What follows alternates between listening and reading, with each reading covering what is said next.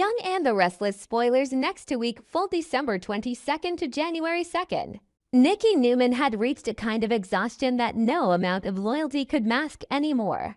The sort that settles into the bones after too many nights spent watching the person you love turn his anger into a weapon and then call it protection. On Monday's episode of The Young and the Restless, that fatigue finally sharpened into something unmistakable at society, where Nikki met Victoria and admitted the truth she had been carrying like a bruised secret. She had told Victor she would leave him if he did not stop coming for Jack. The confession did not feel like a dramatic flourish or a momentary threat born out of heat.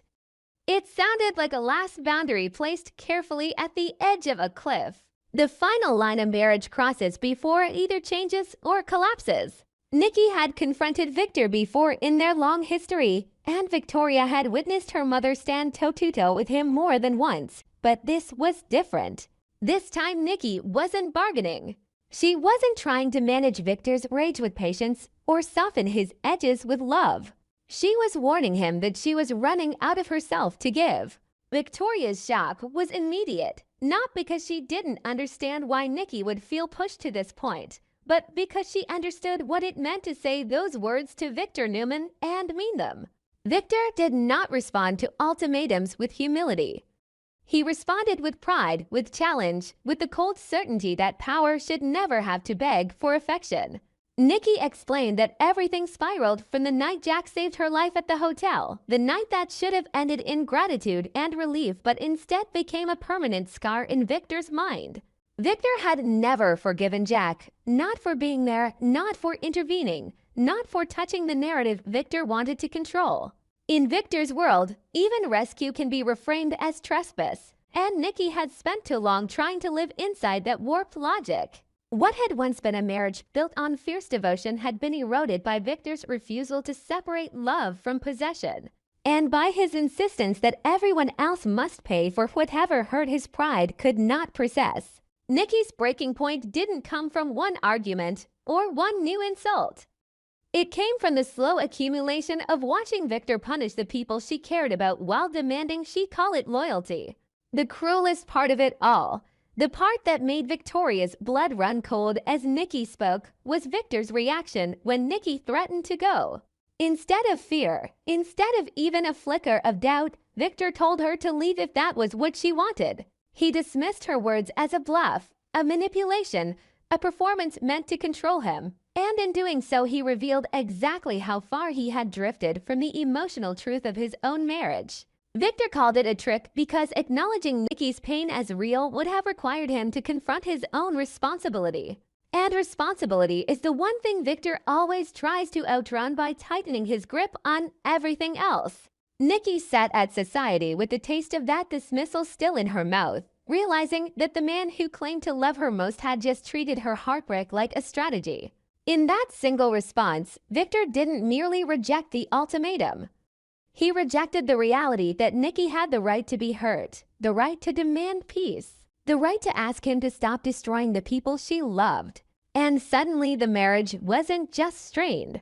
It was standing on the edge of shattering, held together only by history and habit while the present kept cracking beneath it.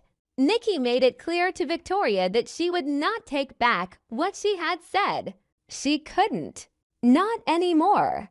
The constant fury Victor aimed at Jack had become a relentless noise that filled every room of their relationship, turning daily life into a battlefield Nikki never agreed to fight on.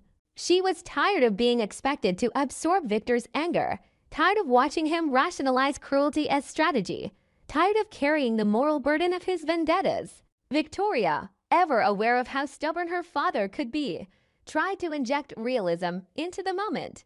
She reminded Nikki that Victor rarely changes his mind once he decides someone is an enemy, and she doubted he would soften now, not even for Nikki. Victoria's caution wasn't meant to discourage. It was meant to protect Nikki from the whiplash of hoping Victor would suddenly become the man Nikki needed him to be. Because if Victor didn't bend, Nikki would be forced to do the one thing she didn't truly want to do. She meant her words by leaving. And that was the core of Nikki's torment. She didn't want to walk away. She wasn't dreaming of freedom or plotting a dramatic exit for the sake of pride. She was mourning the fact that she even had to consider it. But Nikki also knew something that terrified her more than loneliness could not continue standing beside Victor while he burned down the lives of the people she cared about. She could not keep telling herself love was enough while Victor's love demanded silence as payment. Nikki spoke of pain not as vengeance, but as consequence, as the only language left that Victor might understand. She told Victoria that maybe it was time Victor felt what it was like to lose something truly important, something he assumed would always remain his. Maybe only then would he recognize what he had done, what his obsession had cost him, what his pride had turned him into. Nikki's words carried a harsh kind of hope, the kind that forms when softer hopes have failed, not hope that Victor would suddenly become gentle, but hope that losing the safety of Nikki's presence might finally crack his armor enough for self-awareness to reach him. Victoria tried to reassure her, insisting that Nikki was still the center of Victor's universe, the one constant he orbited no matter how chaotic his choices became. For years, that had been true, and Nikki had clung to it like a lifeline. But now she wasn't sure. Victor's dismissal had planted a brutal doubt. What if she wasn't his center anymore, but simply another possession he expected to keep because he always had? What if Victor loved her deeply, but not in a way that could ever prioritize her peace over his need to win? Nikki looked at her daughter and felt the heavy contradiction inside herself. She wanted Victor to choose her, to choose change, to choose a life that didn't require her to be complicit in his cruelty. Yet she feared he would force her hand by refusing to stop. Nikki's ultimatum was not a threat she wanted to carry out.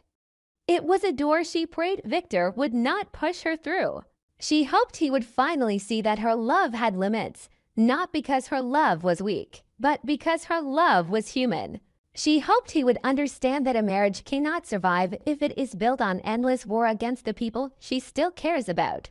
Above all, Nikki hoped Victor would not make her prove her seriousness, because if he did, it would mean the marriage had already lost its most essential truth belief that they could still choose each other without destroying everyone else in the process. Nikki's answer came out with a steadiness that surprised even her, not because she wasn't frightened of what she was doing, but because she was finally more frightened of what would happen if she did nothing. She told Victoria she would not take back what she had said, and the refusal carried the unmistakable weight of a boundary drawn in permanent ink.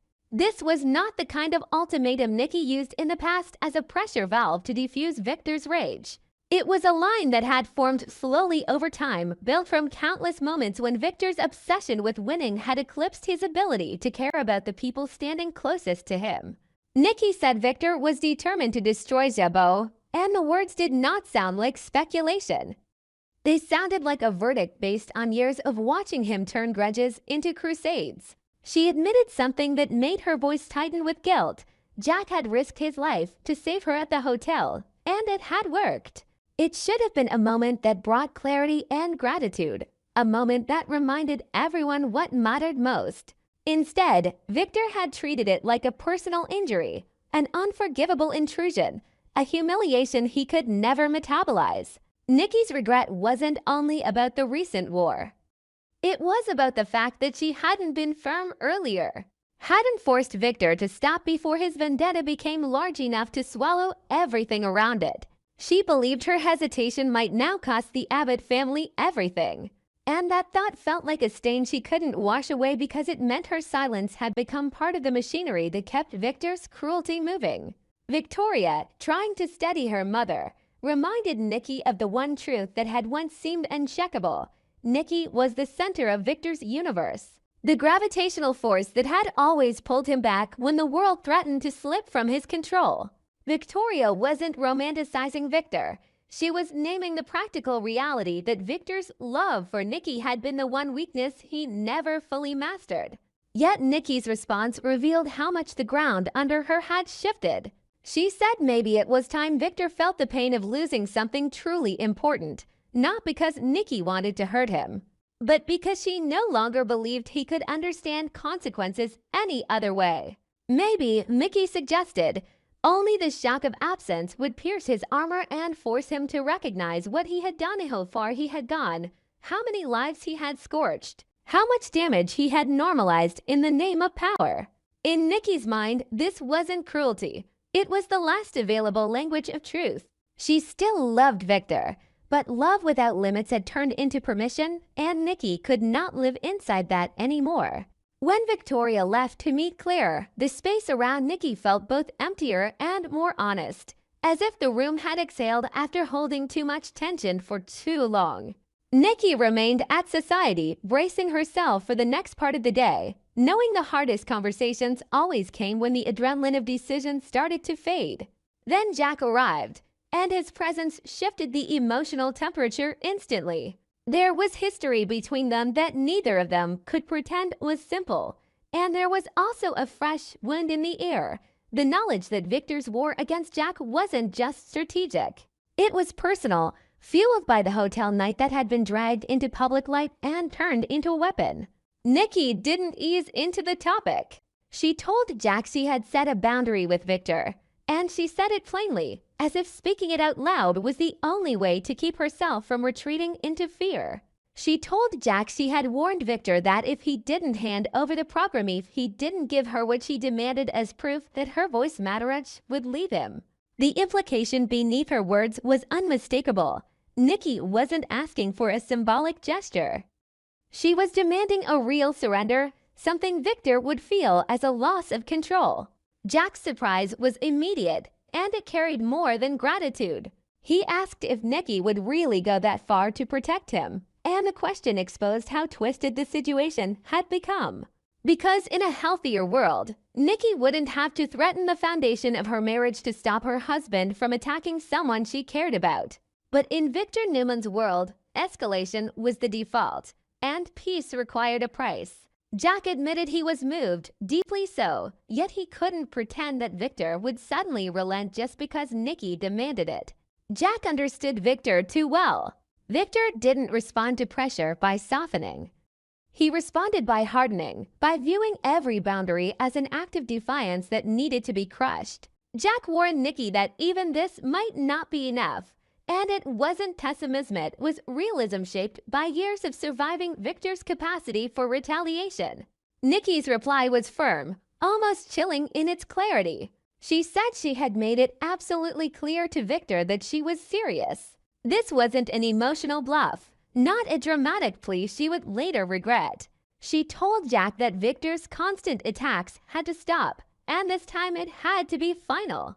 Her insistence carried the weight of someone who had already done the emotional math and understood what the next step would cost. Nikki wasn't trying to win an argument. She was trying to save what was left of her soul, the part of herself that still believed she had the right to choose peace over loyalty to destruction.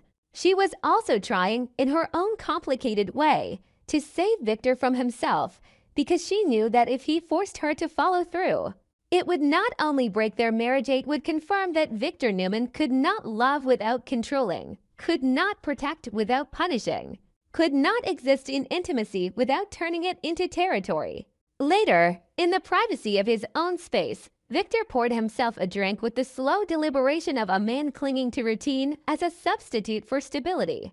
The act looked casual from the outside, but inside it carried the weight of ritual, the kind that keeps a man from admitting he's shaking.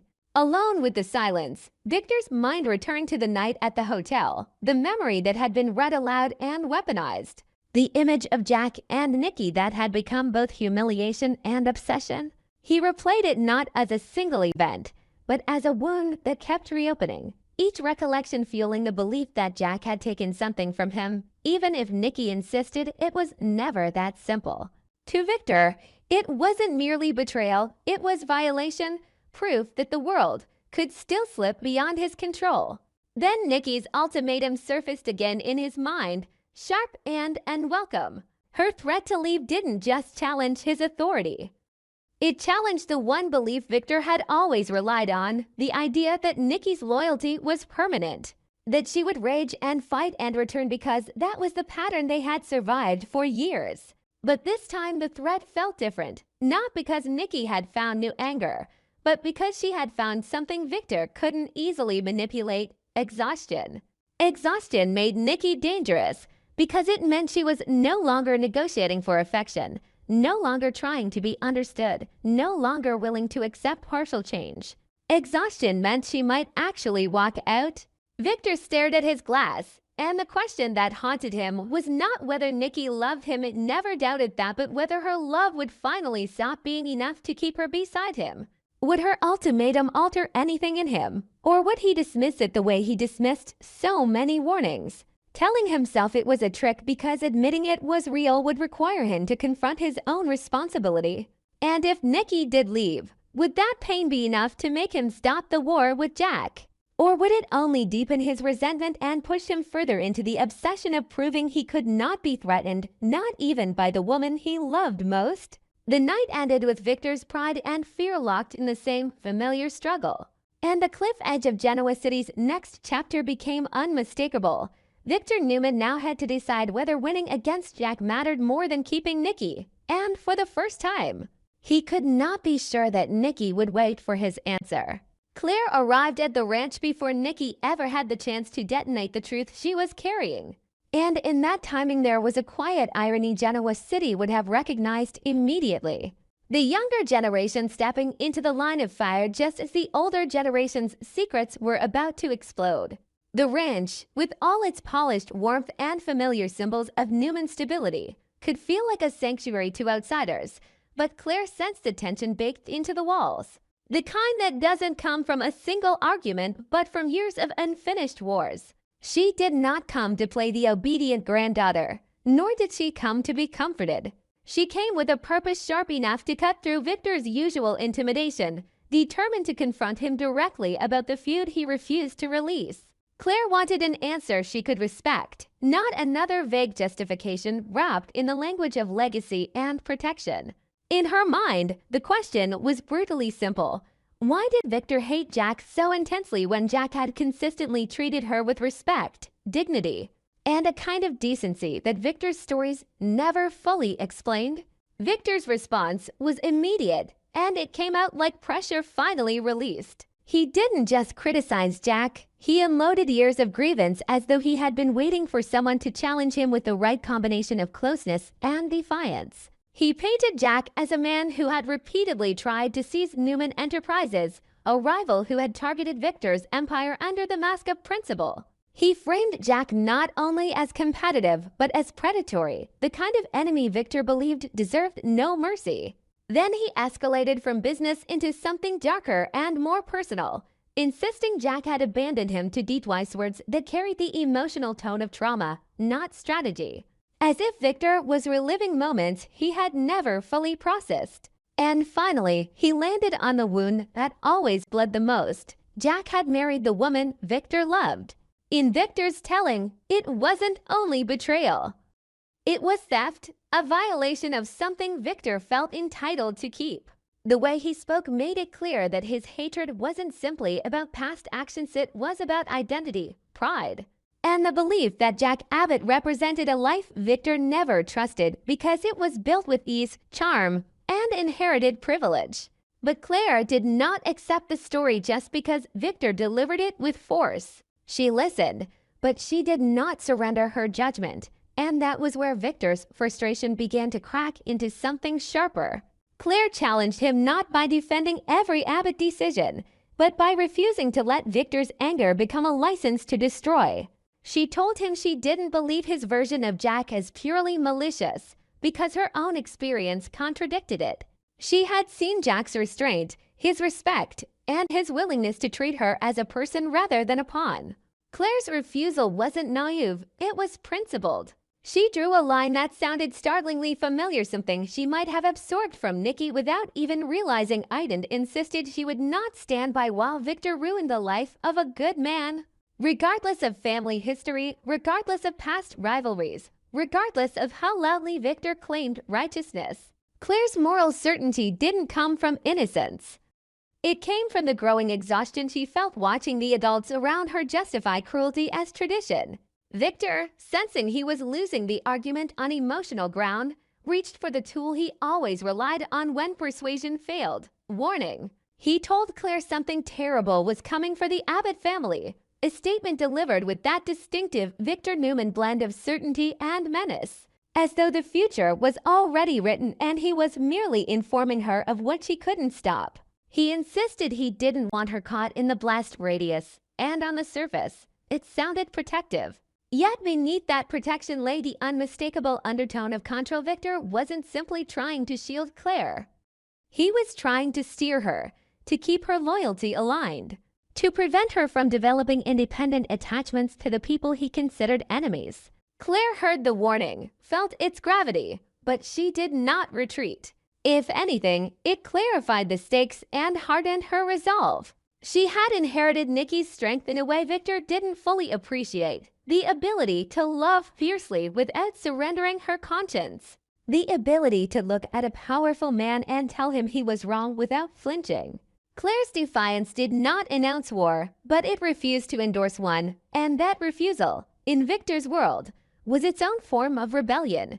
While Claire confronted Victor at the ranch, an entirely different kind of shift was taking place at the Abbott mansion. Quieter, but just as significant. Billy Abbott, who had spent so much of his life swinging between chaos and purpose, found himself in a surprising pocket of peace. It wasn't the loud happiness of winning or the dramatic relief of revenge. It was something steadier, something like finally exhaling after years of holding his breath. He confided in Kyle that he had begun to feel stable, as though the frantic need to define himself through conflict was loosening its grip. The hatred he had carried for Victor had dominated him for too long, shaping his choices, poisoning his relationships, and convincing him that anger was the only fuel powerful enough to move him forward. Now, with a clearer head, Billy recognized how exhausting it had been to live that way, and the clarity itself felt like a gift he didn't want to waste. Billy's calm did not come from forgetting what Victor had done or pretending the war didn't matter.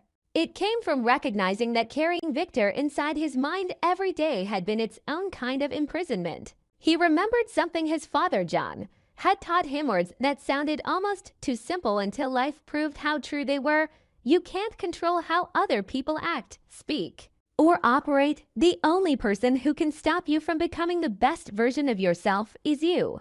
The memory didn't erase Billy's anger, but it reframed it. It reminded him that Victor's cruelty could not be his excuse forever. That rage could not keep substituting for purpose. Billy wasn't claiming victory over Victor.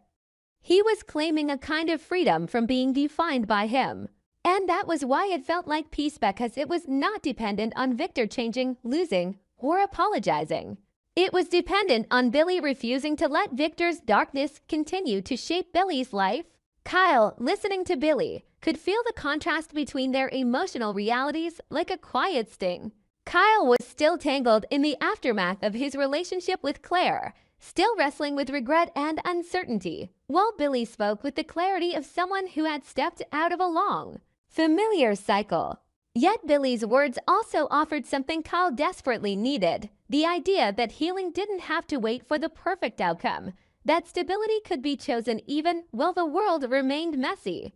In that moment, the Abbott mansion held to truce at once the fragile ache of love breaking apart and the rare, unexpected possibility of someone finding themselves again. Outside those walls, Victor's warnings and Nikki's looming revelation were gathering force, but inside, Billy's quiet peace felt like a small defiance against the chaos Genoa City always threatened to unleash. The unsettling question that hung over everything was whether that peace could survive what was coming. Because the storm didn't care who had finally learned to breathe, it only cared who would be standing when the next secret detonated.